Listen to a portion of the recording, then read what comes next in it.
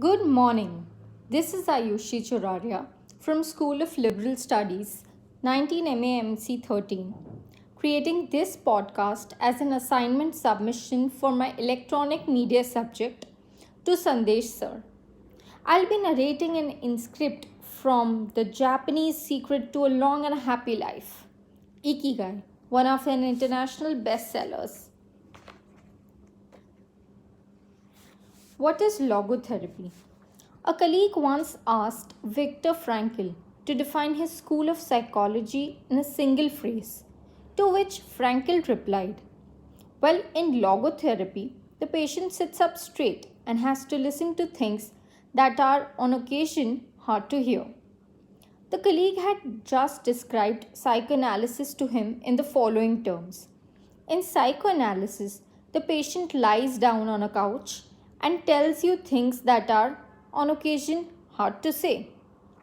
Frankel explains that one of the first questions he asks his patients was, why do you not commit suicide? Usually, the patient found good reasons not to and was able to carry on. What then does logotherapy do? The answer is pretty clear. It helps you find reasons to live.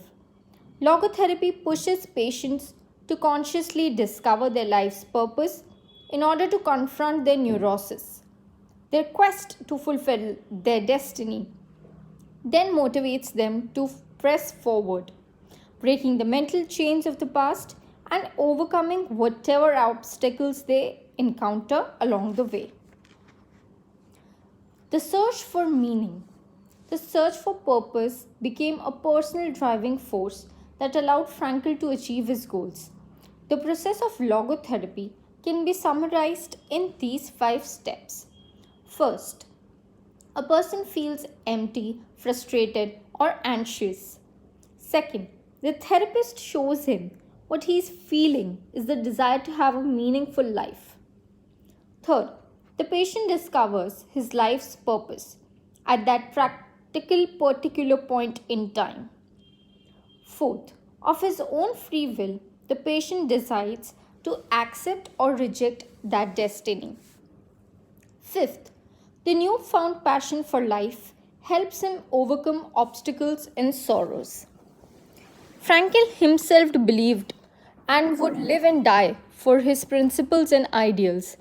His experiences as a prisoner at Auschwitz showed him that everything can be taken from a man, but one thing, the last of the human freedoms, to choose one's attitude in any given set of circumstances, to choose one's own way, was something he had to go through alone, without any help, and it inspired him for the rest of his life. Fight for yourself. Existential frustration arises when our life is without purpose, or when that purpose is skewed. In Frankel's views, however, there is no need to see this frustration as an anomaly or a symptom of neurosis. It can be a positive thing, a catalyst for change.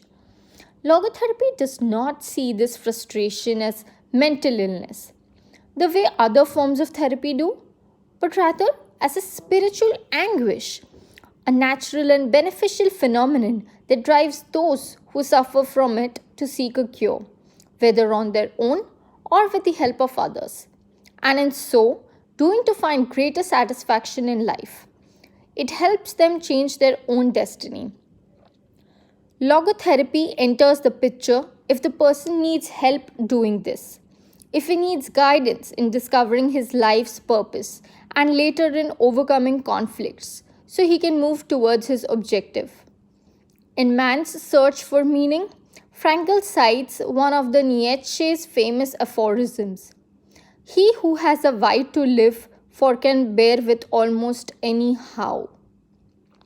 Based on his own experience, Frankl believed that our health depends on that natural tension that comes from comparing what we have accomplished so far with what we would like to achieve in future.